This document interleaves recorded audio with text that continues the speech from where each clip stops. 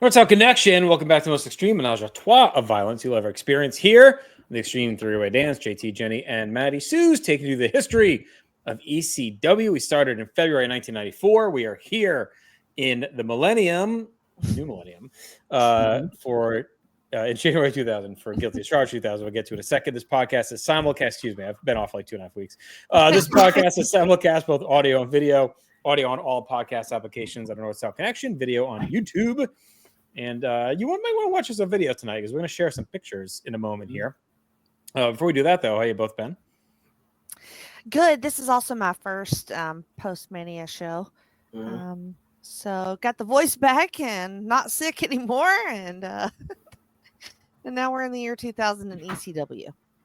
Look, speaking as someone who has to talk every day, I understand why you fumble your words because I do it hourly. So it just happens, you know? Yeah. Especially when you're the host, Maddie. That's true. like fucking clockwork. Backbone is very tough to say, as it turns out. Well, it was definitely a long 2.5 weeks for me without a show. It's very odd for me to go that long, but here we are. So Jenny, you mentioned Mania, and we did go to WrestleCon, and like we did a couple years ago where we met some ECW stars. So we did it again this year. We got some cool pictures. So we thought we'd share them quickly here before we get into our show. So the first one I'll throw up here is you with Perry Saturn. You want to talk about this one? I resisted initially going to WrestleCon because I knew that I would see a bunch of people I wanted to spend money on, and I was going to use that money for something else. So anyway, we ended up going, and I was just kind of walking around like, okay. And then I saw Perry Saturn was sitting at a table, and I freaked the fuck out because I'll periodically ask, whatever happened to Perry? Like, nobody talks about him. Like, he had vanished forever. Like, for a long time, he was just gone. Everyone thought he died or just went off to another country somewhere. And I was so worried about him, and then I saw him, and I freaked out, and I just went over there and just like gushed, and he was so fucking sweet. And I no idea what we talked about because I just blacked out, but I think he said something. He was talking about Raven. He went to WCW because of Raven. And I was just like, I did this podcast, and I'm like, I love you. I can't speak like normally because I was just fangirling so hard, but he was so sweet and took pictures of me and signed a photo for me, and it was just like the highlight. It was so wonderful, and he looks great. Look at him. Yeah, he looks good for a guy that was listening for you. Yeah, maybe that's the key. You just go away for a long time and come back. If that works wonders, see you later. I was so excited. So then we also did then meet another legend of ECW, the Sandman. Yeah. We went over and had to get a picture with the cane. I believe Keithy asked how much to cane me, and I think he said a couple $1,000 or something. I mean, probably would have been worth it, honestly. Yeah. I didn't really want to get caned by Sandman. Well, he was pretty cool because I was wearing that Sherry shirt, and that's the first thing he said to me was, "Yeah, I love Sherry." And then you were wearing Bam Bam, and then he pulled you aside. You stories about Bam Bam. He did. Let me see if I got that one. Here we are having a very private conversation about Bam Bam Bigelow. I think I don't know if he's got no voice or because like I saw him do it to the guy after me too, or even before us. Like he pulled him in tight and was talking to him. So it wasn't like he was telling me these secrets. He was just having a conversation. But maybe he's just a close talker, I guess. Yeah. But he told me a lot about Bigelow, which was really cool. How they worked so much together in WCW and how he thinks he's the best big man ever, and like. Everything looked so stiff and nothing ever hurt. Basically, he was like light as a feather in the ring. And it was just cool. He spent about 5 minutes just kind of gushing about Bam Bam. And yeah, he did talk a bunch about Sherry, how she was his favorite to work with and stuff like that. So it was really cool. Nice guy, really nice guy. He was great. But then our piece de la resistance, Jen is when we met Fonzie himself, Bill Alfonso. And, we were about to leave and you went to use the bathroom. Everyone else was waiting outside. And I went by his table and I was like, this fucking guy was exactly what I kept saying all the like C-level guy should be. $20 for a picture and an autograph. Like, who isn't going to do that? Like, some of these guys are sitting there like $60, $70, and I get it, but you'd probably make a lot more just walking by. It's like the old cash register theory, right? Like he was right by the door. Who's not going to rip off $20 for an autographed picture and or autograph whatever, and then a picture with him. And not only do we get a picture for that $20, did you give him 22 or no? I don't think so. I think just I did. So for $20, you did. We'll go through all the pictures. So Jenny got a picture with the ECW title. And Fonzie was smitten. You can see the smile on his face. His teeth look good. He looks great. So then I got a picture. This is all for the same $20. I got a picture with Fonzie and the ECW title. Then you have one of me and Fonzie looking lovingly in each other's eyes. And then probably the best moment of WrestleCon is this photo right here, where we're like, we have to do the RVD and Sabu with Fonzie right down the middle. He let me hold the ECW title, which was awesome. And this was the highlight for sure. And while that's on the screen, I'm gonna grab the autograph too over here so we can show that. But again, all this for $20 was the best deal at WrestleCon. Awesome. Yeah, it's great. All those pictures, super nice. Yeah. And this signed. This is the one I picked. He had a bunch there to choose from, and that's the one I picked. Was kind of the classic RVD and Sabu and Fonzie from their highlights period. Yeah.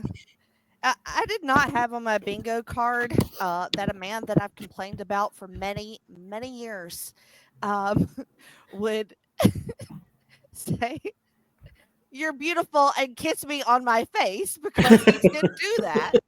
You can say that to me. Sounds like you missed out. And then he took the belt and slammed it on my chest. So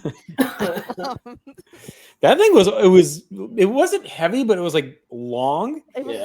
So I was trying to get it on my shoulder, and it kept slipping. And he's like, "Come on!" He's trying to help me do it because I wanted to do the RVD pose, and it's hard to keep a belt on your shoulder. I mean, Christ, if Fonzie can hold it, you can. Fuck, look at him. Well, I can hold it. It's just an awkward pose to do it. But anyway, it was awesome meeting all three of them. It was great. I think Shane and Francine might still be my ECW goats to meet. Oh yeah, but that's only because we talked to them for like 20 minutes and they did the pod open and all that. Rhino and then we met Dreamer. There. Yeah, Rhino was there, but I just flaked on him. I think Grooney. Did Grooney end up meeting Rhino? He was on his list. I don't know if he met him. I don't think he did. No, the we got to try and get Raven. I feel like he's the last like major star. Yeah, ECW guy we haven't gotten yet. I think we've gotten. So we got Shane. I mean, I don't think Sabu does these things, so I don't think we're getting him. So we got Shane. Well, he was there. Sabu was there. Oh, was he? And actually, you know what? There is one in Philly coming up that Chubby Dudley and some of the boys are running. They're doing like a show and a convention, I think. And he is going to be at that one, actually. So we've done RVD. I mean, we haven't gotten RVD, so that would be another one. But we've gotten Fonzie, Shane, Francine, Tommy, Saturn, and Sandman. Yeah. So it feels like Raven and RVD would be inside of it. Those are the three we probably need at some point to finish this collection. I just can't believe I saw Perry Saturn. Yeah. Can't believe it. Yeah. For a lot of people, that felt that way. Right. All right. So let's finish gushing about modern day interactions with ECW. And now we'll gush about ECW from 2000. We will? I think so. No? Will we? Okay. We will. I think. That's right. Look at your grades. I feel like you may. You're not the people aren't supposed to know that yet. Why are you looking at my grades? This was I mean, they're on the sheet with mine. Oh, yeah. Well, all right, so let's dive in here. And I gotta say, like, I don't think our expectations were super high for this show. It was a very weird main event on paper, which we did like the final hype for that they did. I thought that was well done. I know we liked that, but on paper, I remember saying, like, the three of us last episode were kind of like, we'll see, you know. Absolutely. Yeah. I think Birmingham, Alabama is a very odd spot for this show. Yeah, as well. It's a choice. I could be wrong. It doesn't strike me as ECW hotbed, but what do I know? I do feel like, though, that they finally have figured out how to better mic these crowds finally for pay-per-view, because it was a problem for years in the early days. Like, but this one fell a little bit more with it. And this is from January 9, 2000. It is at the Boutwell Memorial Auditorium in Birmingham, Alabama. We open there. Joey Styles and Cyrus are in the ring as usual. The crowd is ready to rock. Cyrus brings us greetings from the office and tells Joey to be on his best behavior as the headset he has on allows him to give the office the blow-by-blow. Joey says, enough about how you got your job. And he sees that the headset's not even connected to anything. The wire is just hanging down. Cyrus cuts him off and says that besides being the best color commentator in wrestling, he also possesses a massive intellect. And he speaks at such a level above the capacity of garden variety troglodytes. So at great self-expense, he created a personal greeting penned in local vernacular. As this is happening, we get a loud "you suck dick" chant. And then Cyrus says, howdy, how y'all doing? And then thanks to them for listening to the voice of ECW. Before they wrap up, Joel Gertner is out and says this isn't Nashville or The Office, and he knows what Cyrus and The Office want, but this is pay-per-view, and he'll do what he always does. He'll tell people that he's the host of the program, and then he does an extended version of his shtick, including name-dropping Heather Locklear and Heather Graham. He's mugging at Cyrus during the whole thing. Cyrus is not happy. Joey asked Joel if he interrupted a pay-per-view just for this, and Joel says he got himself over, said his line, and got a bigger pop than that schmuck Cyrus. He already got his paycheck. He got a snatch lined up at the hotel and thinks he's done. But actually, he isn't. He has one last thing to do, and he flips off Cyrus and then leaves. Joey says Cyrus and Joel will work out their lovers' spat back at the office and kicks off the show officially as Cyrus is yelling at his headset. Matt, have you ever used the word snatch in real life? In real life, don't think I have. Like as a reference to hooking up with a female. I mean, you ever said I get some snatch at the hotel? Not to my knowledge, okay. No. I don't believe I have, and it seems like the type of thing that he would say. So it makes perfect fucking sense. But yeah, I thought this was great. Joel killed it here. Just if he wasn't here in Birmingham, he'd be licking Heather Locklear and borking Heather Graham. Definitely, that's what I think of when I see Joel. I mean, he would definitely. Be banging like the two hottest women. He is the target audience. He is the target audience for Heather Graham, of course. But yeah, this was really good. I thought Cyrus was really good here too, with the headset not being plugged into anything was a great touch. So I enjoyed this. Like the back and forth stuff between Cyrus and Joel, I think has been mostly entertaining, and I think this is one of the better ones of those. Had Austin Powers 2 come out yet? I think that was 99, so yeah. And Boogie Nights had come out. I'm just trying to think of Heather Graham, where she was at in her. Boogie Nights was before that, I think. Yeah. I think that was 98. Yeah.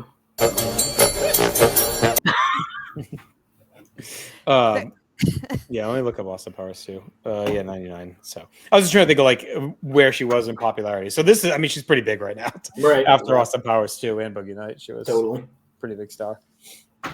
There's no way Joel had any snatch lined up at the hotel. Well, he may have, but it was just probably some rat. ECW rat. Like I don't think it was anyone. Definitely not Heather Graham. No. No, this was cute. Cyrus, he does what he does.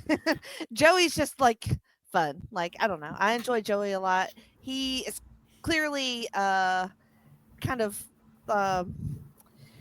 I think he's just kind of been ingrained with this Joel stuff that he's like more of a fan of Joel than he is of Cyrus. Yeah. So they definitely tip Joel as like the face because at this point Cyrus representing the network is meant to be a heel, right? No matter what. Joel represents the rowdy, crass ECW fan, right? That wants to hear about Snatch and Heather Locklear.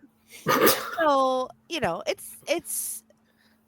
it's a tad elevated, I guess, maybe. For we've got some, some interesting things going on, even though they want to talk like in wrestling terms, behind the scenes kind of shit gets a little bit annoying and Russo-esque. I mean, that's Cyrus's go-to for sure. Right. Yeah. Joey doesn't shy away from it. Yeah. Totally. All right. So that's all done. We get our opening animation. We head back to the ring for our opening bout as Mikey Whipwreck is here, Jenny, your man, to take on C.W. Anderson, part of course, the new Dangerous Alliance. C.W.'s in the ring with Louis Dangerously and beautiful Billy Wiles, probably second misnomer of the night after uses of Snatch. Yeah. He gets beautiful Billy. Yeah. Mikey struts out as Joey and Cyrus regroup after Joel's ambush. Cyrus says Joel only cares about getting over with the boys, and that's why he's number 2.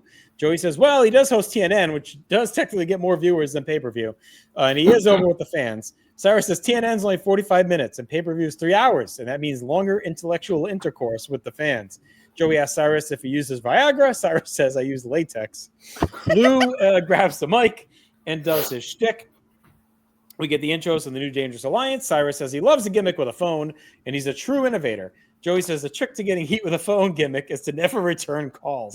Going in on Paulie here. Yeah. Wiles comes in to help CW. That backfires. Mikey cuts through both of them as they stooge around. Wiles bails out. Mikey lays in some strikes, and then Wheelbarrow stun guns CW to the railing. They start to head inside. Wiles trips up Mikey. CW kicks him off the apron over the railing hard to the floor. Wiles follows and chucks him back of the ring. CW gets a hammerlock power slam for 2, stomps away, grabs hold of the arm, starts to batter it as we get some talk about CW Anderson's family ties. Mikey comes firing back. CW cuts him off with a single arm DDT for 2, eats a boot on a charge, but blocks a tornado DDT. Mikey works through that, gets 2 on a side leg sweep, heads up and gets a flying clothesline for 2.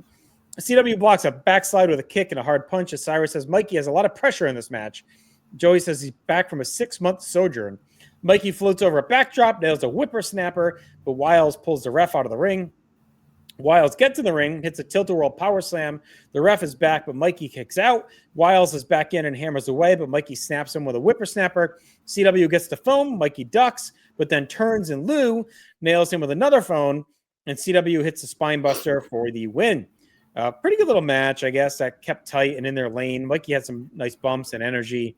But tough loss as he got swarmed over by the Dangerous Alliance, who are now maybe heating up a little bit in their run here as a group. So I went 2 stars, Jenny. It was a fine little opener. Yeah, I mean, I did the 2 as well. My only note is sigh, because I need to start rewiring my brain and emotions when it comes to Mikey and realize what he is doing right now is not what I want him to be doing, and it won't be probably for the rest of this run. And so we'll put over these guys, I guess. You're Mikey, so you can do it. A lot of cred with the crowd. Just disappointing overall for me because I just think he can do better. Maddie. Yeah, I went 2 1/4 on it. I gave it a little bit of a bump because that finish was sick with that spine buster. I thought that was nasty, but it kind of feels to me like they're still punishing Mikey for leaving and going to WCW. Yeah, I actually think the losses are. I think they're going somewhere. Yeah, I think because they keep talking about it, and usually when they talk about it, it means they're going to do something with it. It feels more than just being like a lower card job guy to me. Well, see, I've gotten my hopes up about that in the past, and then they never really did that. Right. So I'm trying to be more realistic, but hopefully you're right. Yeah, I mean, if that's the case, I mean, that would make sense as to why he's losing to Temu Dangerous Alliance here. Because I mean, it was fun, and like CW's been great, and I mean, Louis doing his dated by design shtick at the beginning, which sticks out like a sore thumb, which I think is what they're going for. So that kind of works. But yeah, it just kind of sucks seeing Mikey lose all the time, and I think part of it is he always looks good in losing. Like he's a guy who looks good getting the shit kicked out of him, so he's gonna fucking lose a lot, and it sucks, but I think that's just kind of where he's at right now. So it's a solid opener for me. So 2 1/4. Yep, and he's on pay-per-view, which is good. Yeah, right. Joey and Cyrus talk about Raven, Dreamer, and Francine, and Cyrus says, "Remember, Raven always gets the girl." Cyrus says Joey should come hang out with them sometime, and Joey says he doesn't have the tolerance. Cyrus says Joey should spend more time with the boys instead of always hanging backstage and stooging things like a male rat. Joey breaks at that one. He laughs. That he was even so says, funny. Yeah. Even says to Cyrus, "He popped me," and Cyrus chuckles too. They talk about RVD and Sabu as well. That was a good line. Yeah. All right, back to the ring we go. We have Simon Diamond's out with his ring announcer, Mitch, and Cyrus asks Joey to give Mitch a plug, which Joey says Diamond's already done that. Cyrus says Mitch based his gimmick on Joey's. Joey gives the usual Diamond talking points as they settle in for this 6-person action as Danny Doring, Roadkill, and Elektra are out. Elektra's Hachimachi here for sure. Wow. Nova, Kid Cash, and Jazz are out. Cash is in full Kid Rock cosplay now. Yep.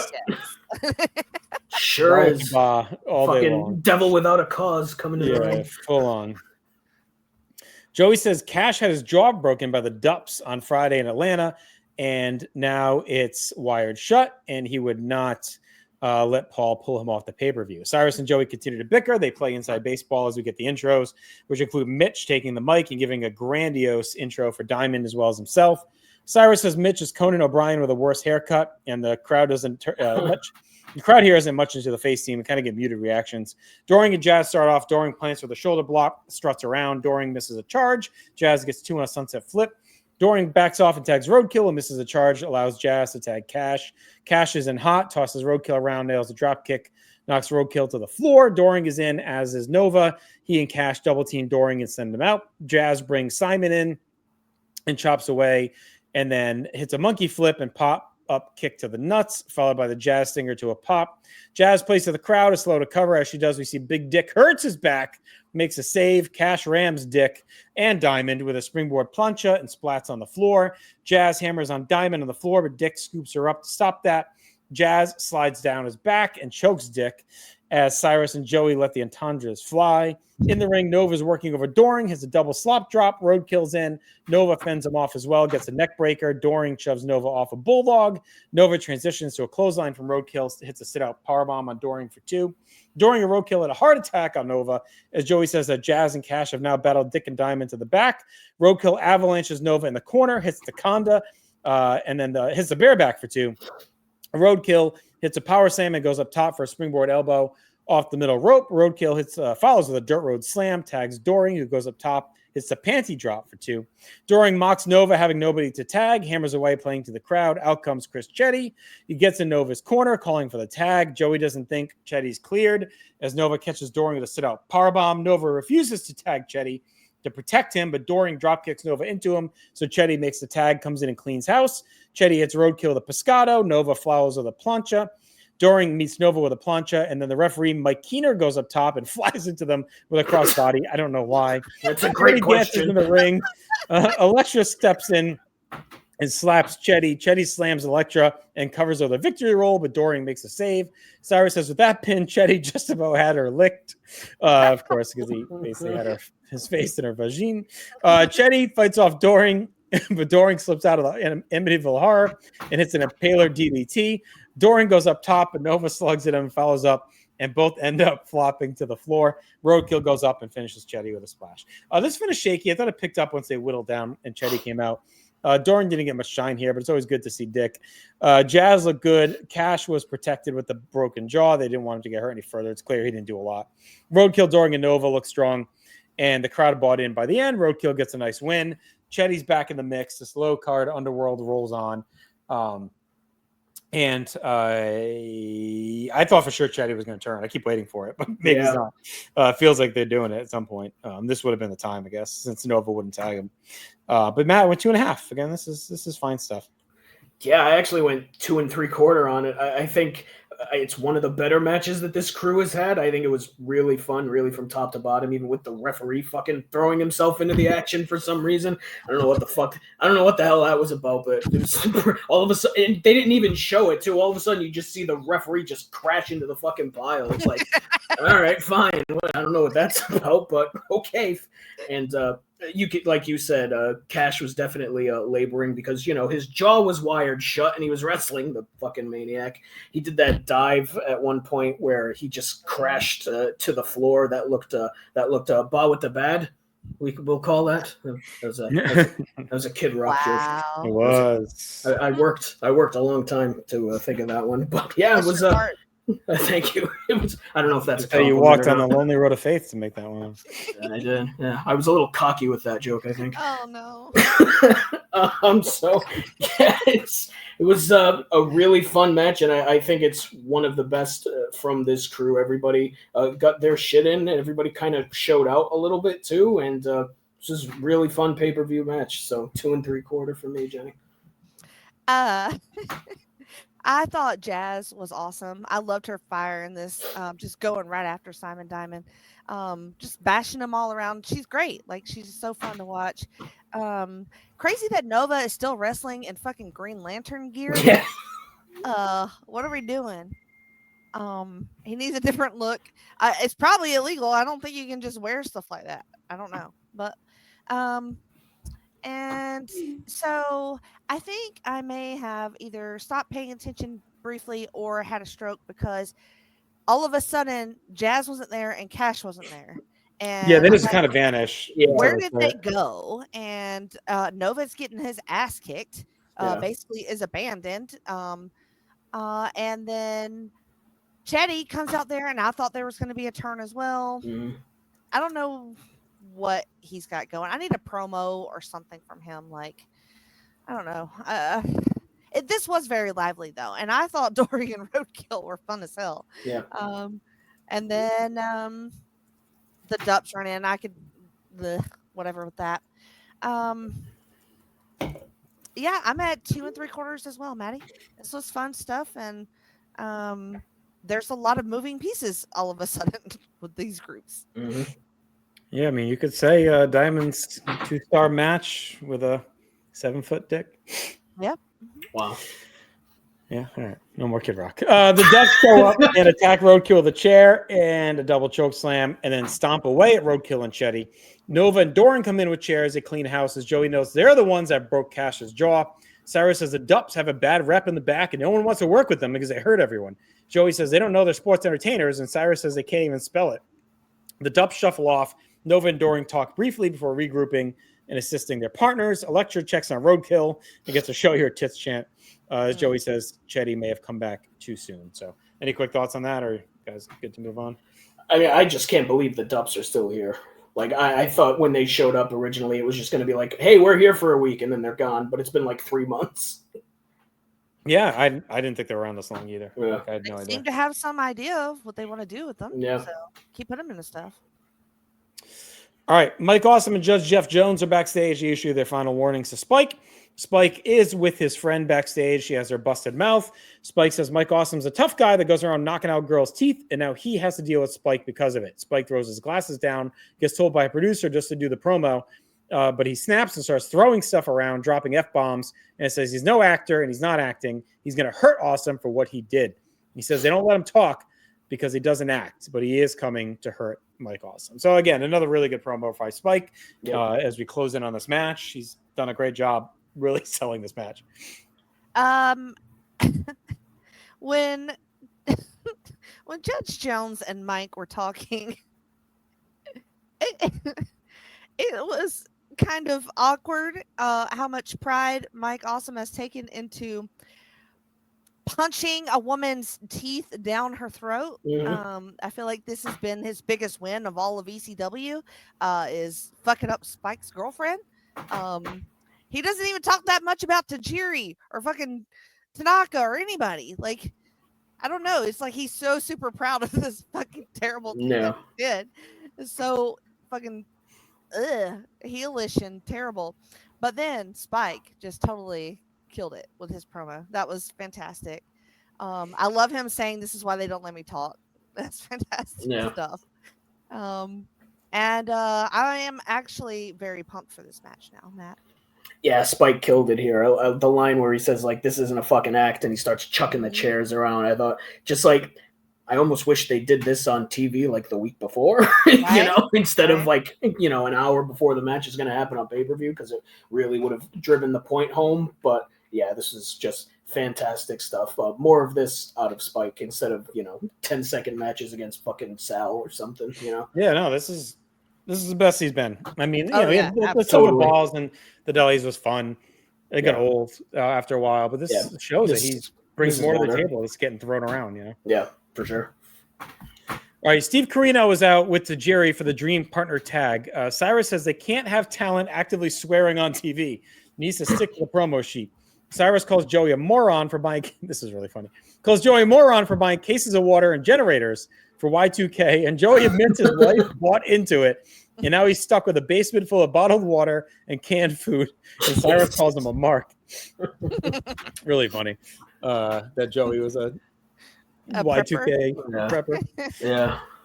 Super Crazy is out next to a pop. We get some talk about Lynn, where he stands tonight with Tajiri, and wonders if either of these guys picked him to help shed some light. Carino gets the mic. It says the fans are being disrespectful. It says there are tons of guys around the world he could have picked, but he came up with the best possible choice for Tajiri's partner, and that is Super Crazy. Carino says Honesty is what put ECW on the map, and he is the god of telling truth. And he put together Crazy and Tajiri. Cyrus says we can't have the talent booking their own angles as the FBI theme fires up. And of course, as the FBI theme fires up, that can only mean one thing for us. Mm-hmm.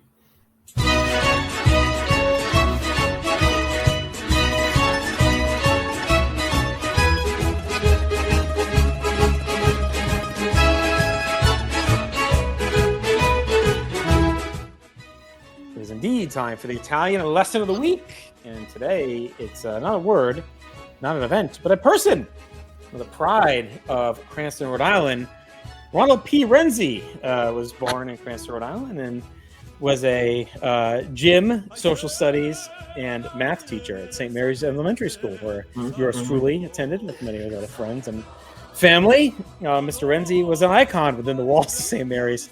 Just off his rocker, would take us to play softball out at the field and act like he was Roger Clemens on the mound. Did not hold back when he was talking to the children. He would often warn us that if we misbehaved, he would send us down to the nursery school downstairs and to play with the blocks. He was friend to many. He had the tiniest office possible, like a utility closet outside the gym. Where he was busy. And Mr. Renzi is still alive to this day. I run into him every now and then at the annual St. Mary's Feast and talk with him a little bit about the old days. Again, like you think, Catholic school, they're not bringing in like specialists in these areas. So you got this fucking guy teaching gym, math, and social studies. Yeah. Just amazing, right. Amazing breath to this man. Who likely didn't go to school in any way to teach his my guess.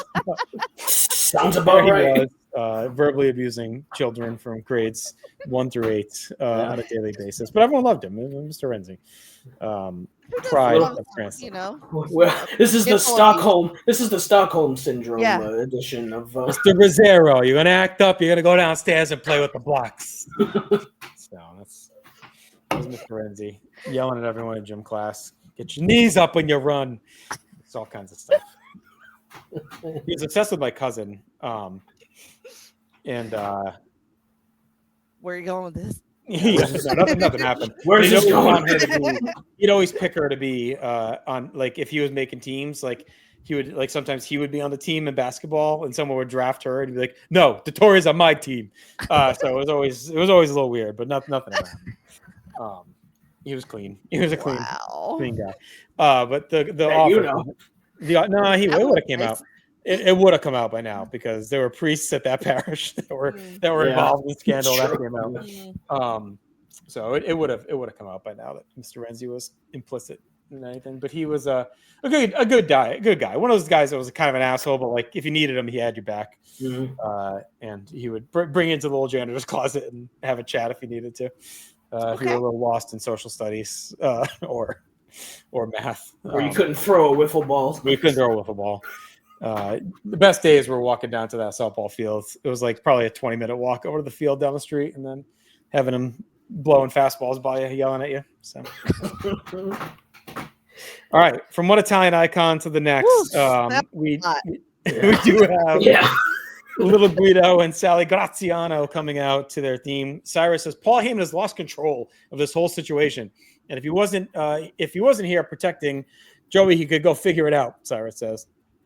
Joey says maybe Tajiri's contract didn't prohibit Super Crazy, and that ECW is not known for meticulously expedited contracts. Guido gets in the ring and says he should have been the top pick for this match, but Carino says he's the most powerful man in ECW and is making the match himself.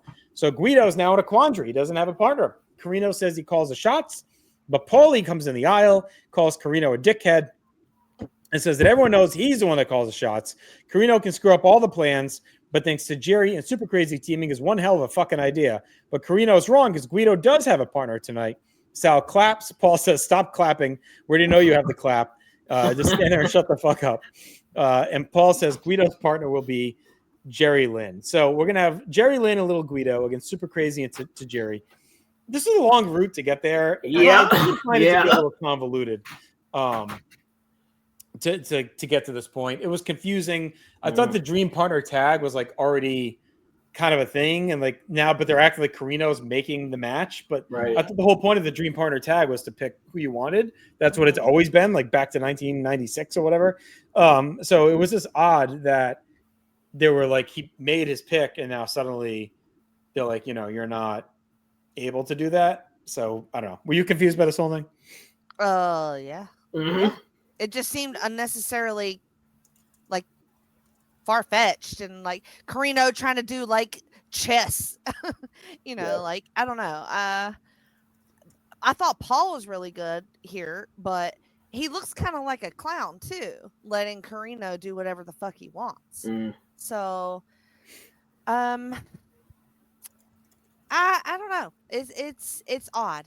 It's Matt. Yeah, this was all over the place. Like, who gave Carino fucking power of attorney to be able to sign fucking matches? Like, how did that happen? It felt like getting to Canada by way of Texas. Like, it's just super weird, like unnecessary. Like, you could have just done, like, I don't know, Tajiri picks a partner, Jerry Lynn picks a partner, done. And then you do some weirdness like that. I don't know. It felt like way too much to get to what we ended up getting. I agree. You're muted. And that brings us to the match, and that is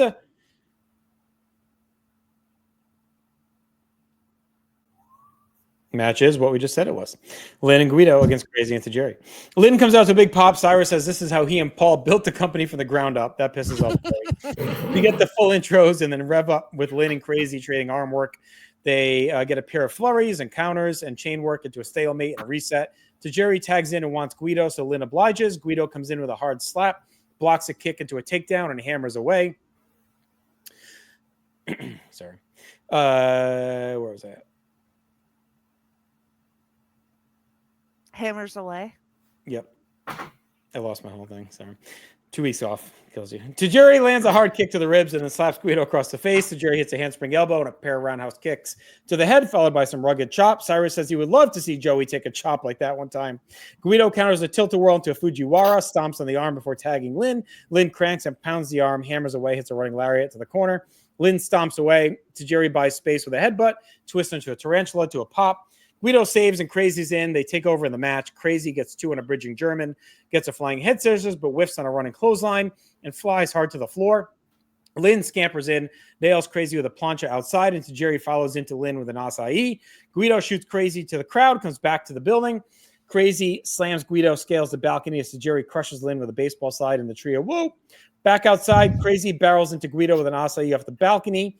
Inside, Tajiri is standing on Lynn's nuts in the trio woe. Crazy's vibing off the crowd and then shoots Guido into the stage. Tajiri hits a leg lariat on Lynn as Crazy heads back to ringside. Tajiri puts Lynn up top, but Lynn counters with a sunset flip powerbomb for a near fall. Guido's back on the apron as well as Tajiri bridges out of a roll-up, gets a Rana, but Lynn ducks a clothesline, snaps off a German for 2. Tajiri comes back with his own German for 2 as Crazy cuts off a Guido attack with a stiff missile dropkick. All 4 pair off. Tajiri and Crazy hammer away in the corners to pops, but Lynn and Guido walk out with stereo powerbombs for near falls. Lynn and Guido get stereo tornado DDTs, and Lynn gets 2 on a super Crazy as Tajiri rolls outside. Guido works over Crazy as Lynn slides out and hammers on Tajiri. Guido pancakes Crazy out of the corner for 2 as Tajiri climbs back on the apron. Crazy kicks Guido and then slams him hard with a quebrada for 2. Lynn charges, but Tajiri misses him. Crazy hits a DDT for 2. Crazy and Tajiri hit a double powerbomb for 2. Guido's in, knocks Tajiri outside. Crazy plants Lynn with a pile driver. Guido makes a save, hits a Maritado on Lynn. Tajiri goes to cover, and Crazy breaks that up, but Tajiri kicks him down and finishes Lynn with the brainbuster. Carino and Victory and Tommy Rich are out.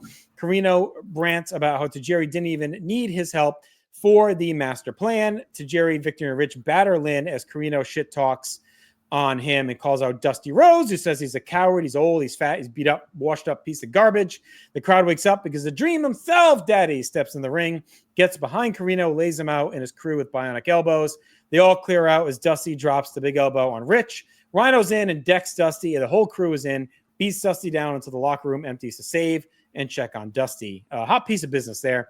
And really fun, as you would expect, despite the convoluted setup and a little bit of a confusing finish. But all 4 look crisp, really on point. This is a good showcase. It looks like Tajiri Lynn's story is evolving.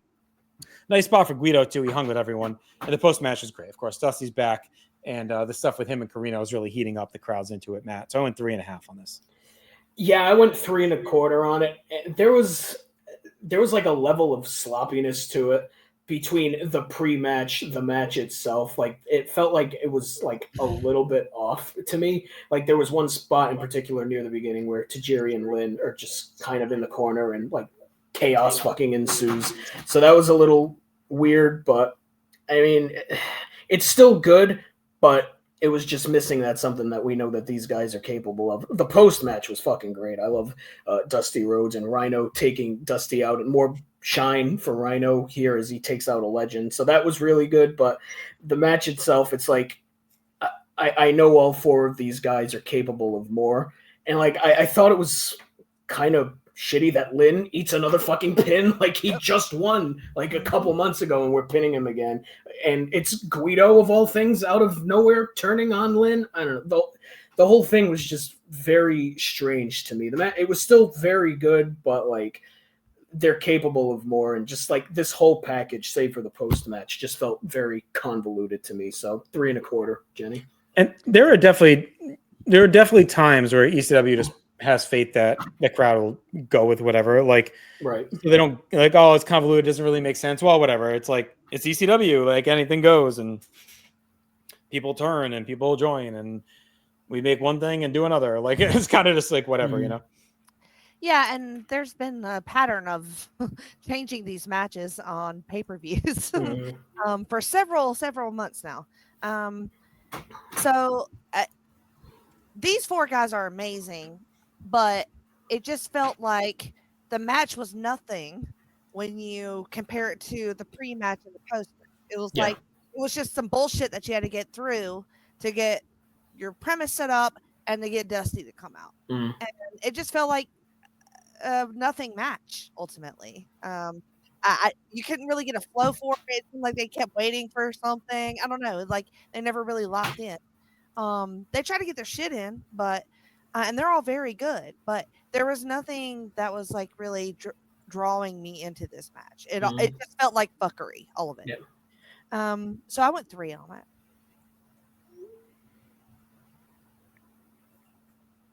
All right, we're backstage. New Jack is walking the stairwell, talks about his past issues, and that guys like the Dudleys, Mustafa, and Public Enemy never pissed him off as much as he is pissed off now. He talks about being stabbed in the ass cheek by a friend that turned on him at age 13 and went to a rival gang. He left the knife in for a week and was limping around getting called Stumpy. I don't know, he took a shit. Finally, he took the knife out, whooped his ass across LA, and now the Baldies want to mess with him. And they started with a bunch, and now they're down to 2.5. He'll take them out one at a time. He almost feels bad for Angel because he's so stupid, but he'll do everything imaginable to him, and it'll be a painful bloodbath. He's so mad that Angel better kiss his ugly kids and rat wife before because tonight he'll get torn apart. New Jack's pretty on fire, and honestly, I didn't have it on my bingo card that he'd have like a blood feud in 2000. Felt like he was kind of the hardcore man's Mikey. Okay. Well, he would just like hang around to the end and have random matches and fights. And I didn't think he was, I thought when the Eliminators went and Mr. Mustafa went, like he was probably just done for like hot feuds. But this has been. You can't kill New Jack. Come on. What are you talking about? Well, yeah. I mean, I figured he'd be around, but him with the Baldies has been fun. It's been really good. I'm just gonna say it. If someone stabs you in the ass, don't let it sit there for a week. Fucking go to the hospital. Yeah, you should probably get that checked. Wise words from Maddie. Yeah. All right, so to the ring we go as New Jack is taking on Angel of the Baldies. The Baldies stalk to the ring. This is a King of the Streets match. DeVito's out with Grimes and, of course, the Kingpin Angel. DeVito's hand is in a splint. Angel has a staple gun around his neck. Natural Born Killers fires up. Out comes Jack with his car to plunder. New Jack beats Angel as he gets in the ring, slugs away, and then starts to wreck him with his weapon arsenal, including Paul Heyman's mailbox. Joey says, "If there's any he goes, is there any outgoing mail in the mailbox? I bet it's not our checks." New Jack busts out a cheese grater. That was fucked up. Rips up Angel's head. That was really good. New Jack dumps an out bloody Angel outside, pulls a giant metal platform out from under the ring. Angel fights off Jack for a moment, but Jack reverses a whip and shoots him into the platform. Jack puts Angel on the platform on the floor and then buries him with an elbow off the top and then bites at his cut. And now Angel's blood is all over both of them. Back of the ring, Jack smashes Angel's balls with a vacuum cleaner. That brings in Grimes for help. Grimes slugs Jack outside. DeVito helps, but New Jack shoves Grimes away and bites DeVito's broken hand. Jack chucks a beer at Grimes, throws him into the crowd, drags him around the building. He stops at Grimes' comeback, suplexes and DDTs him on the floor. He sets up a table, scales the camera well on the balcony, and splashes Grimes through the table to a big pop. Angel comes over, he slugs away Jack and drags him to the ring. Jack rallies, he levels Angel with a street sign and grabs a staple gun. DeVito comes in with New Jack and but New Jack staples him. Angel smashes Jack with a shovel and wins the match. So the Baldies yet again overcome a red-hot New Jack thanks to their numbers advantage and strategy as a team. Jack dominated the whole match, misses again. And it looks like this will roll on. You're going to wonder at some point, like, is Jack going to bring in help to help him out as he keeps us getting swarmed over by these numbers. So you got to figure, it feels like that's where this is headed, right? Like Jack brings in a partner. He needs to bring in that guy who stabbed him in the ass. I was going to say, bring in the ass knife. Bring in the ass knife guy. He'll help him. Turn on. So anyway, good bloody brawl. Didn't drag on too much. It's all New Jack until the end. So I went 2 stars, Jenny. I mean, you said it all. It's that was what happened. It's pretty straightforward. I mean, I enjoyed it. It's fun. It's bloody and crazy, and New Jack jumps off stuff. Like, it's kind of perfect for what we got going on here. So I did the 2 stars as well. Yeah, I went 2 on it. Shock finish. I didn't think Angel was going to win this one. I had a feeling he would. Yeah. So, I mean, obviously it's going to continue, but the best move of the match was that fucking sniper shot that Joey gave to Paul with that check comment. Jesus Christ. Holy shit, man. Yeah, him and Cyrus have been on one tonight for sure. Yeah. God damn. All right, earlier today, Fonzie's backstage, hypes up the TV title match, goes and then riles up RVD for a promo. He says it's 420. RVD slowly gets up and rinses out his mouth. Fonzie makes him do the promo. RVD says 2000 should be a great year. His wife Sonia is recovering to good health. There's a new Sopranos season on January 16th. Fonzie says he loves the Sopranos and no fucking ZD. RVD chuckles and says it's funny to me because I didn't watch the Sopranos 3 years ago. So yeah, like the concept of someone being into the Sopranos, like as is coming out, right? Was funny to hear. Like these guys talking about it, like we talked about for it too. Today. Yeah. Fonzie says he loves the Sopranos. Like I said, RVD chuckles says it's a great year because you can see RVD wrestle on national TV, even Canada every week. RVD and Fonzie try to figure out if Mexico is on their continent. And then he says he's set for another great year of title defenses. He's checked his schedule and doesn't see any serious threats out there. Fonzie asks, what about Sabu tonight? RVD says he'll beat Sabu and retain. He's beaten everybody. Bam Bam Bigelow, One Man Gang. He'd even beat Ric Flair if they let him in the door. Lynn, every time he tried to fight.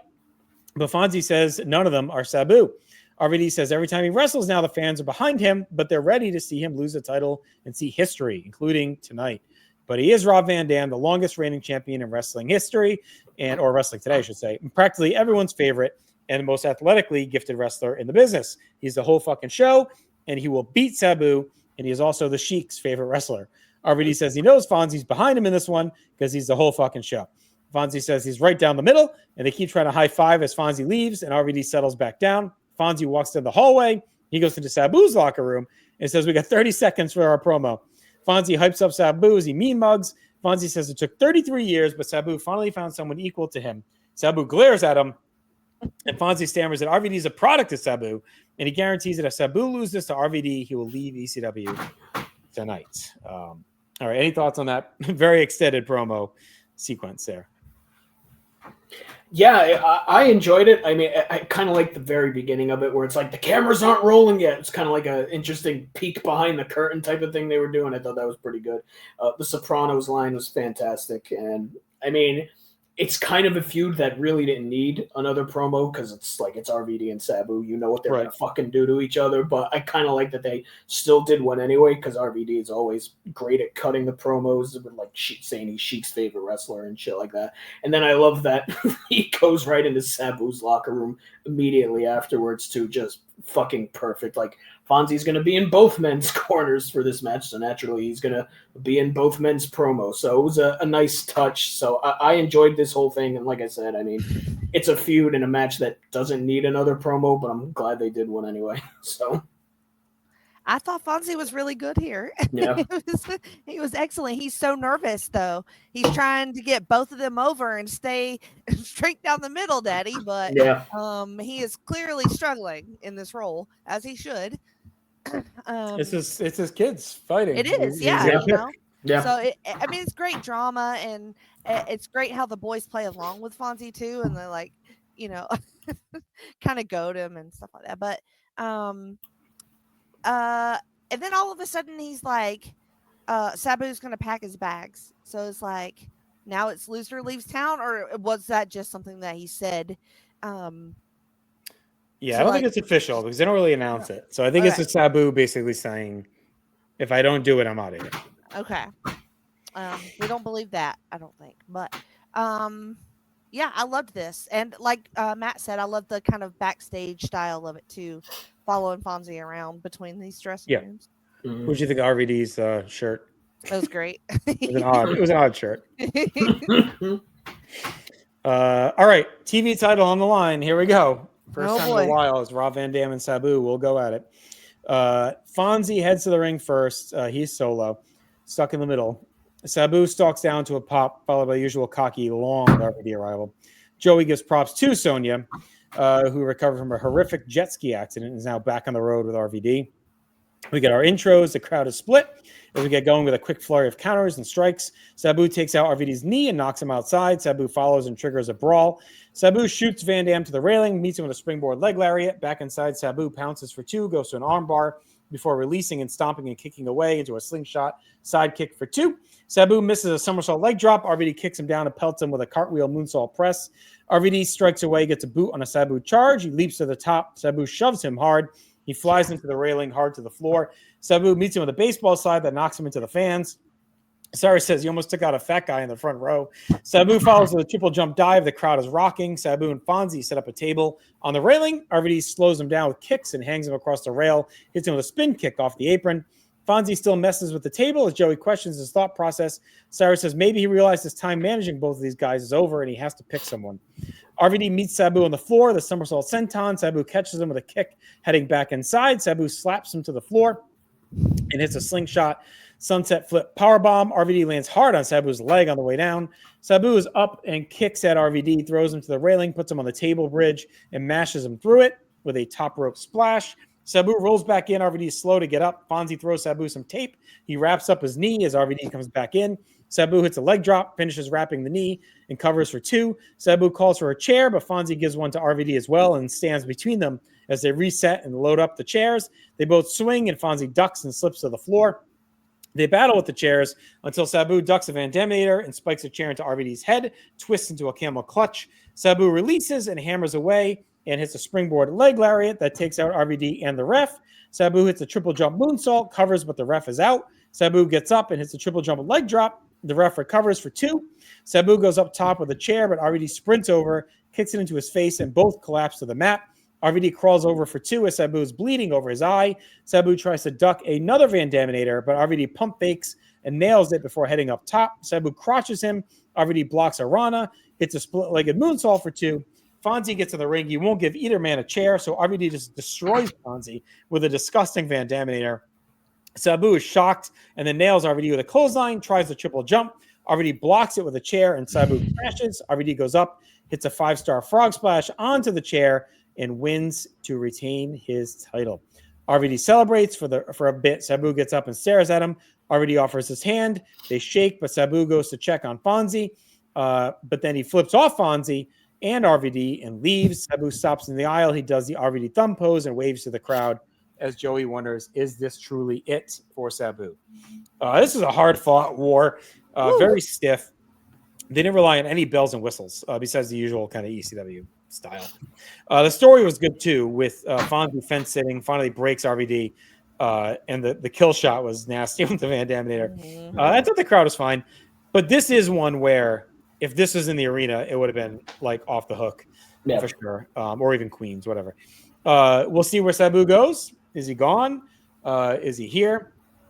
And this is just an angle. We'll find out. We'll also see if RVD and Fonzie reunite because Sabu basically told Fonzie to fuck off as well. As he Fonzie down with both guys, or him and RVD get back together. RVD rolls on. He's elevated to a new level. This match to me was great in the ring, but also helped by its cachet, the storyline, and the gravitas baked into the whole thing. I think this is. I'd have to look back at my other grades, but this is probably one of my favorites between them because it just felt more that they were both on a main event level superstar tier. In their past ones felt like more they were guys coming up, and Sabu was kind of established, and RVD wasn't really yet in '97 when they had their wars. This felt more like, okay, well, these are two mega stars just going to war with each other. So I went 4 stars, Maddie, on this. That was great. Yeah, I'm right there with you. I think this is my favorite RVD Sabu match. I mean, they went out there for 15 minutes, whatever it was, and just threw bombs and did not fucking stop for the entirety of the match. Just fantastic stuff. Fonzie, to your point, was great during this. He gets his shit pushed in by the end. That was fucking great. I mean, this whole match is they're just fucking killing each other, and it does not stop until that final fall happens. So it's fantastic. The dive through the table propped up on the guardrail was just where it looked like Sabu fucking decapitated himself, was just gross and awesome. So hell of a bomb fest, but we've talked about it before. I think now RVD has quite literally fucking beaten everybody in this company. So now it feels like he's finally beaten Sabu. We're done with him now. We go into the world title now for RVD. Kind of feels like you have to at this point because he's wiped out everybody that has been challenging for the TV title. Who else is there for him to face? Like, now's the time, I think, for him to keep the TV title and fucking go for the world title. It feels like that's where they should go from here. I don't know where they go, but because he's wiped through it, he's beaten everybody. Like, there's nobody left. So no one that's currently there. I mean, like Raven, I guess. Like, I don't know. Like, I'm trying to think of who. Yeah, he had that one match with Tommy. Like, if you want to go legends, but they're not really in the mix. The only other guys that he beat at one point, but it's been a while, would be the Impact players. Like, if you want to go there. I knew you were going to say that. I know they've been. I'm trying to think of who else has been protected enough to beat him. And Storm and Credible, the only 2 guys really around that haven't, lost a ton. Maybe to Tajiri, but even he has, lost to Lynn. So the only other one they could do is if they really want to push Rhino to the moon, have Rhino beat him. That would be the only. But like outside of that, I mean, I think like he's going to stay as TV champion for God knows how long. So, but I mean, we're getting way ahead of ourselves here. It's an awesome match. It's fantastic. It's my favorite RVD Sabu match, I think. So 4 stars for me, Jenny. Yeah, I'm with y'all. It's probably my favorite of theirs. Completely brutal. It just felt like the end of it, right? Yep. And we were ready for it.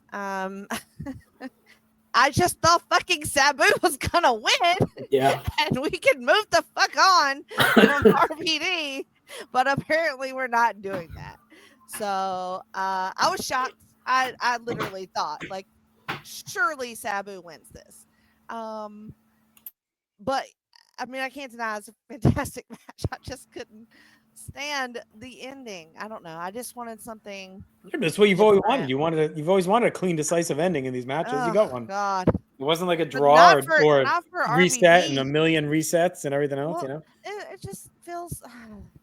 I think Cyrus says it, but he says Fonzie is diabolical, and that popped me so hard.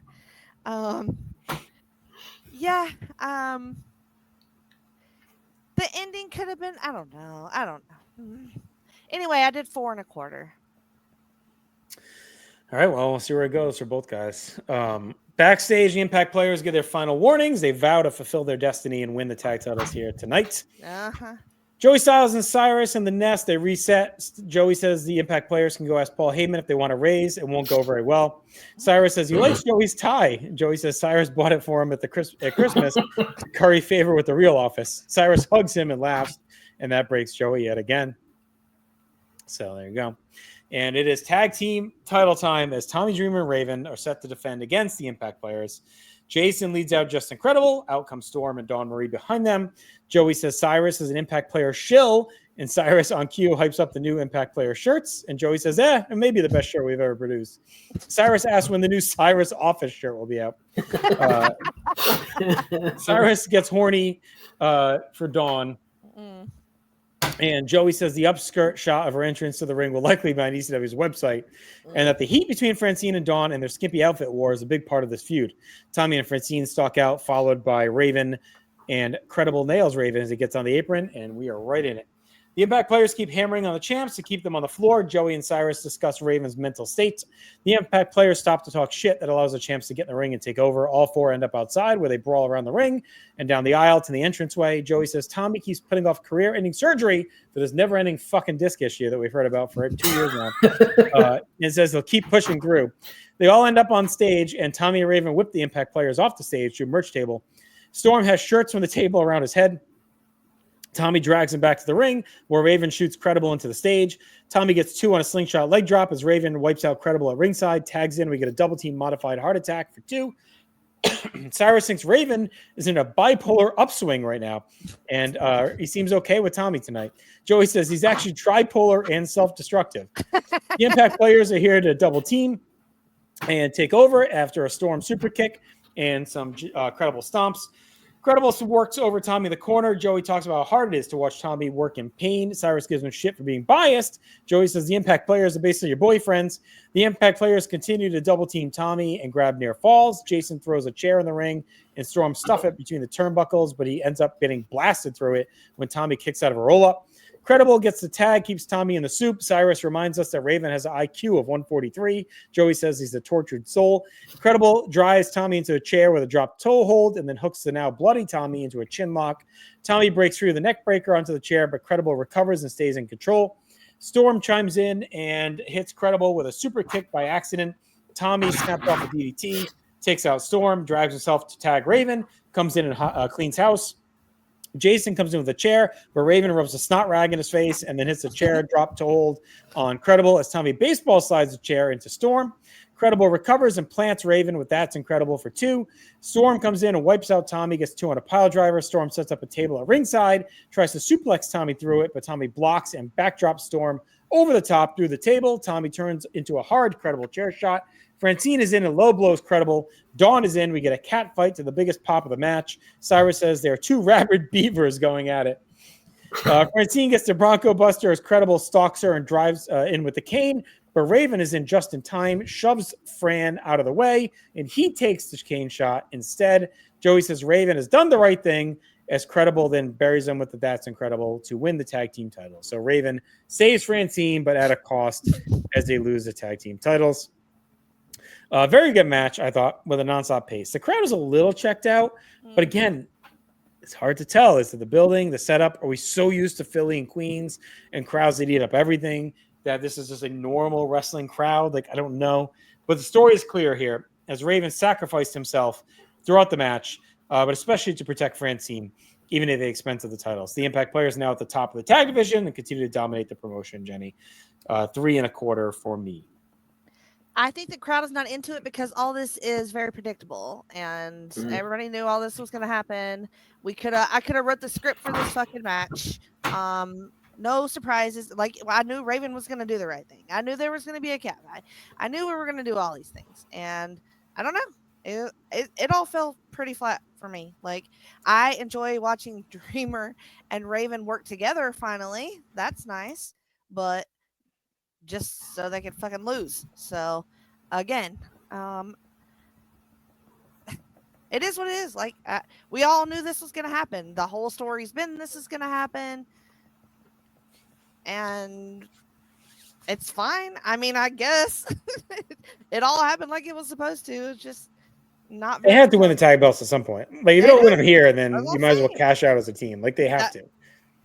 You don't give it to Sabu, but sure, give it to these motherfuckers. Yeah, but that has more to do with RVD than Sabu.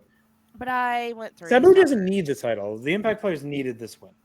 They can't lose to fucking Tommy and Raven. Yeah. Well, I mean,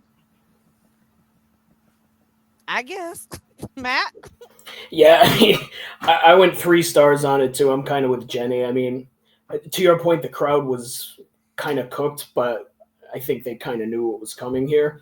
Like everything was pointing to the Impact players winning the belts here, and that's what ended up happening. And I feel like kind of like the rest of their matches that they've had, like it's been missing something. Like, and I mean, it was still good. Like I went 3 stars on it, and the finishing sequence was, pretty hot, but I don't know. It was just something was missing with this. It needed a little extra something to really put it over the top. And, good for Dreamer for being able to gut out that disc issue, because we're going on 25 years now that he's had it, and he's still fucking wrestling as we're putting off that career-ending surgery. So he's been putting it off for 25 fucking years. So, but did you see the move where he like drags himself on the ropes? Oh, yeah, he's like, now that's a thing now. Misses it.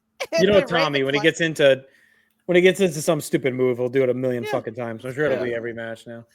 So I mean, it's fine, but it's just I kind of need more at this point. Yes, the right thing happened, I guess, but I think it's time now they lost the belts. Like, let's get the next step in. Let's get the next step in Tommy Raven. Like, let's get that moving for sure. And the Impact players, I don't think they're missing something in the ring, but like I actually liked when Rhino was with them because it gave them like that powerful snap to their stable that they don't really have right now. Like Jason's kind of a stooge and like Dawn is a ditz. Like they don't have the muscle. I know they're the muscle, but like they don't have that guy. They kind of had to pick between Carino, but he works well Carino too. So it's tough. But actually, I thought when they had Rhino, added a little extra to them. But Rhino does that a lot. Yeah. All right. Speaking of Rhino, we're going to talk about him in a second here because Stephen Prazak is in the parking lot. He tracks down Steve Carino and the crew. He says, "Was that an appropriate way to treat a legend?" Carino says he's no longer a legend. They did that to the legend of Dusty Rhodes because they don't care about it. They buried it and treated it like crap, and that's what they think of him. Rhino says he can talk for himself, and if Prazak doesn't like what he did to Dusty, then he can shut the fuck up. Dusty's yesterday's news, and Rhino's today and tomorrow's news, and there's a title match, and the winner can shine that belt up nice because sooner than later, the belt will be his.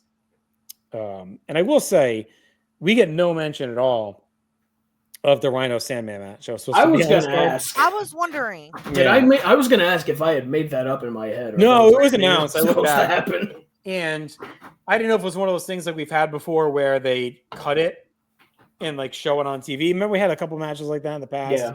Yeah. But I looked it up. I guess Sandman just had a last minute thing and pulled out. So he's still around after this. So and it's soon, like he's back on TV right away. So I don't think it was a major thing. So I don't know if it was like a family thing or he just said fuck it. But I'm not going to Alabama, said the Sandman. Well, that's fair.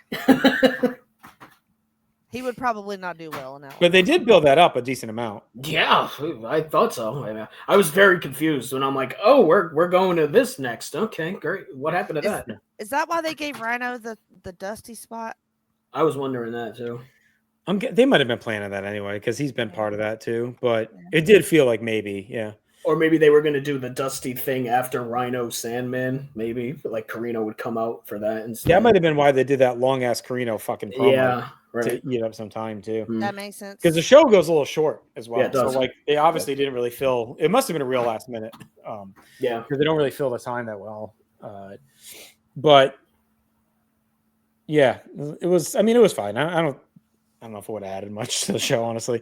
But as it's going, I'm looking at the time and I'm like, are they closing with Rhino Sandman after? Right. And I thought maybe, but then Rhino kind of leaves here, so I'm like, oh, maybe not. It was weird. Like they don't make any mention of the match. So Cyrus trolls Joey in the nest. They're setting up the main event with clips of the build, and then we head to it. Spike Dudley challenging Mike Awesome for the ECW World Title. Highway to Hell hits. Out comes Spike to a big pop, the biggest match of his career.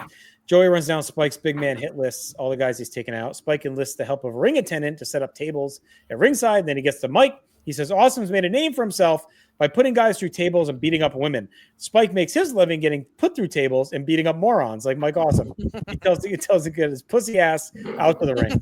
Awesome Bomb fires up. Jeff Jones leads the champ to the ring. Aura on point, as always. Awesome swats Spike as soon as he comes in the rings, press slams him over the top through one of the tables right away. Awesome takes his belt off. Cyrus says that even though the judge is a stooge, he's made himself indispensable to Awesome, but he's also made him paranoid and dangerous. Spike crawls in the ring. Awesome scoops him up and flips him right back out through the table stack. Joey wants to stop the match already. We get loud ECW chant. Awesome heads out, throws Spike into the crowd, drags and slugs him away back to ringside. Cyrus and Joey are bickering. Cyrus says the offense has not been happy since Mike Awesome jacked him up in the locker room. Awesome gets 2 on a slingshot splash. Cyrus is rambling about the office, getting excited to put hype machine behind Spike Dudley as champion. Awesome crushes Spike with a lariat, then drags Spike up, but Spike counters an Awesome bomb with a Rana, takes Awesome to the floor. Spike meets him with a rolling senton and hits an acid drop across the railing.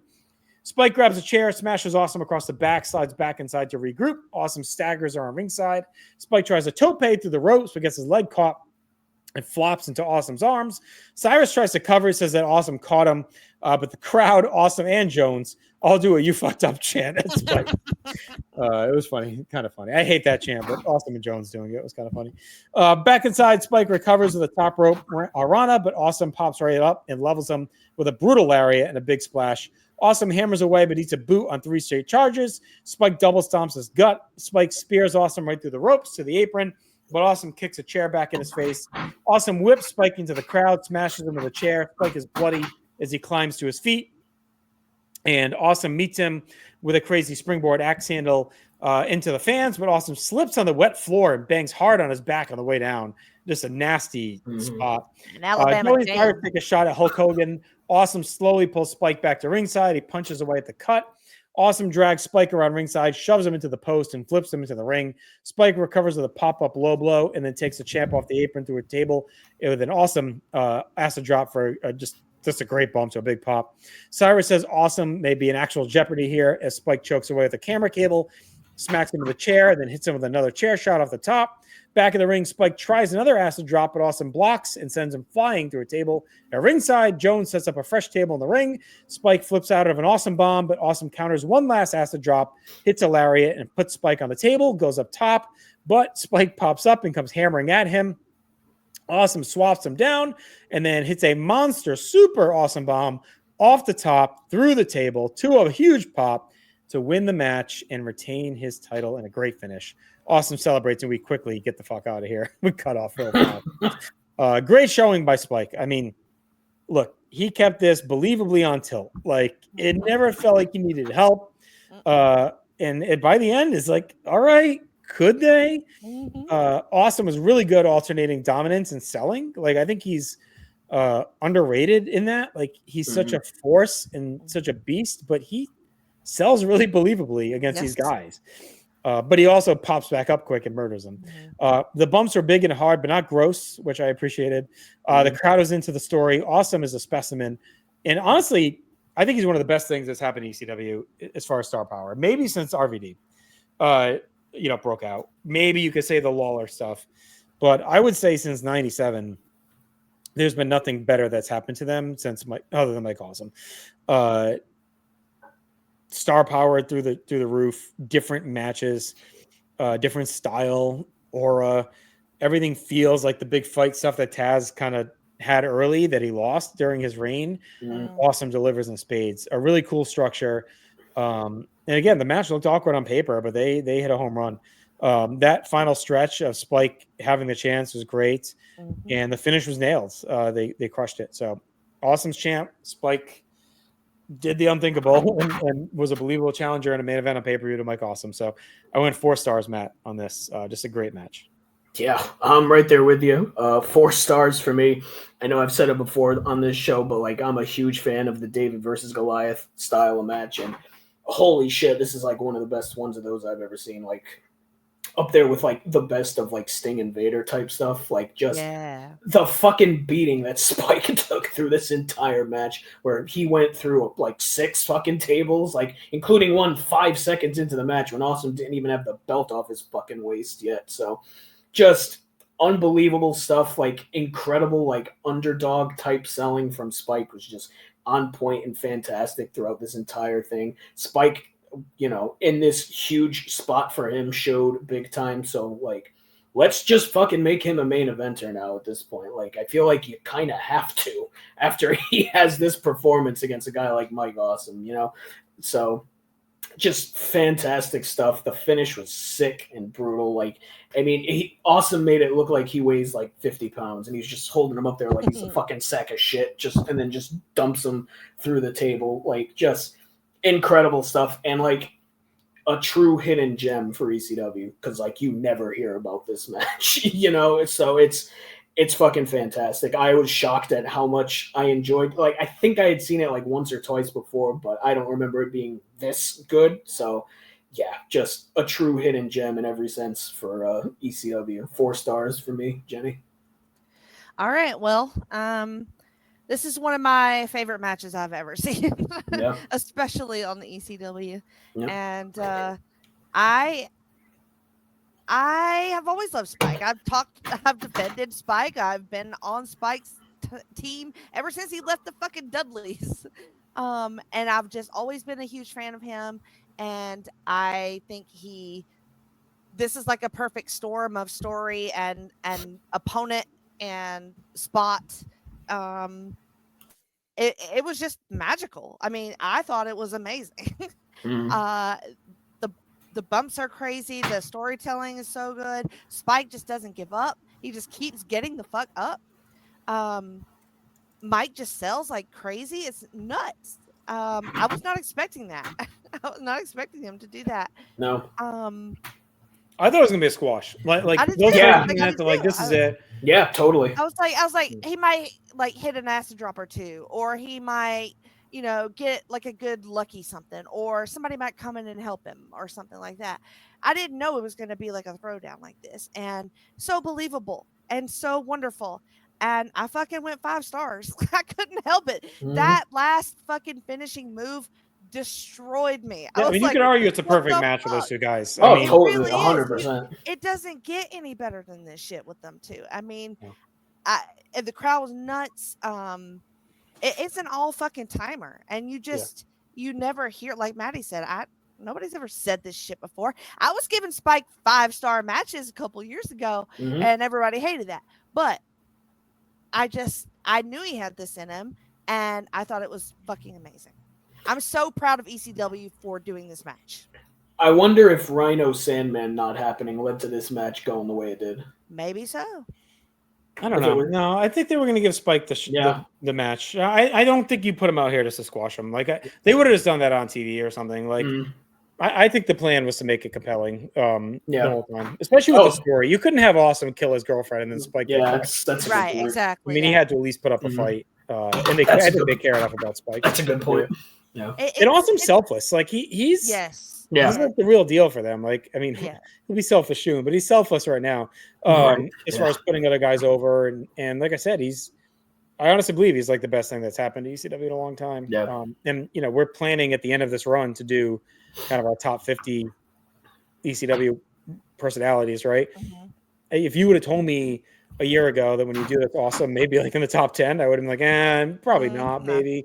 But I don't know. Like maybe top 15, but there's a chance. He'll be high on my list. I'll tell you that right now. Not higher than Spike. Spike has been around all these years, working hard. Just, I don't know. I'm so proud of him. It's Mikey-esque for me. Yeah. All right. Let's get to our awards here to wrap this up. Best match to me was that main event. I mean, it was fantastic. Yeah. I got to go with the main event.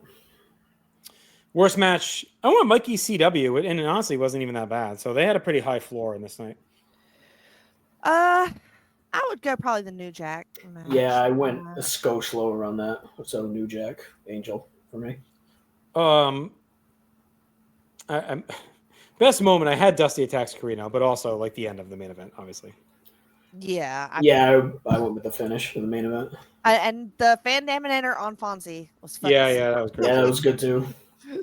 All right, most 2000, I had Joel talking about porking Heather Locklear and Heather Graham. Yeah. The word snatch. The snatch. Yeah. The Y2K generators. Yes. Fuck. Stock Rising, I had a lot here. I had Joey and Cyrus for sure. To Tajiri, Dusty, Rhino, Fonzie, RVD, Sabu, Impact players, Spike. Awesome. Everyone. Yeah. Wild night. Falling to me was just the Dups for injuring Cash and getting called out for it. And Y2K preppers who just got put in the shine box on this episode by Cyrus. Yeah. Final grade, I went 7.5 out of 10. I mean, I think it over delivered as a show.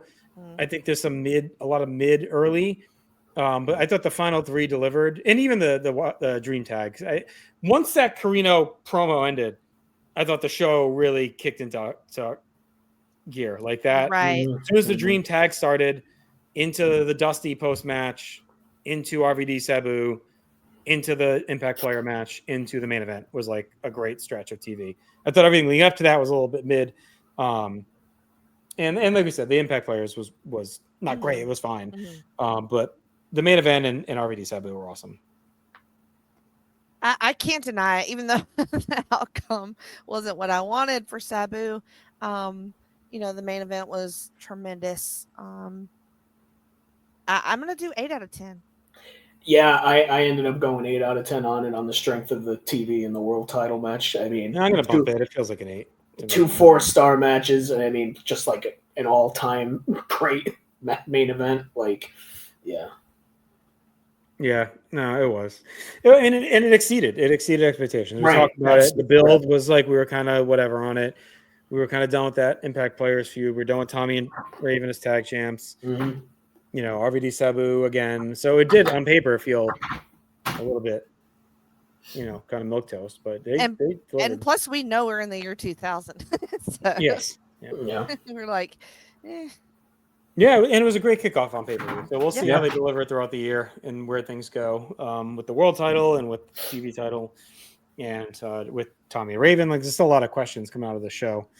I'm sure we'll get Sandman Rhino at some point, is my guess, and then we'll go from there. So, all right, that'll do it for another installment of the Three-Way Dance. Check out everything we have to offer here at the North-South Connection, audio and video. Give a shout out to our boy Ronnie P. Renzi. And until then, stay extreme. We'll talk to you in 2 weeks. We out.